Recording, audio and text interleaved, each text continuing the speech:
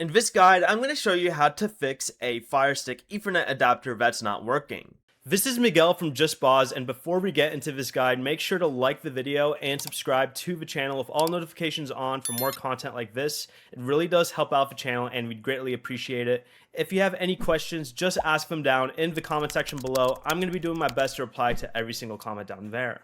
First, unplug the Firestick and reconnect everything securely. Connect the Ethernet adapter to the Firestick. Connect the Ethernet cable between the adapter and router, and power the adapter using the Firestick's original wall adapter. Do not power it through your TV's USB port. Next, go ahead and restart your router, then reconnect the Firestick. Then go ahead and open your Firestick settings and select Network to check whether a wired connection appears. But if it doesn't, try another Ethernet cable and a different LAN port on your router. Also confirm that the adapter is compatible with your specific Firestick model. Finally, what you can do is go to your settings again and select My Fire TV, then select About, then go down and check for updates. If Wi-Fi works, but multiple cables and router ports don't, the Ethernet adapter may need to be replaced.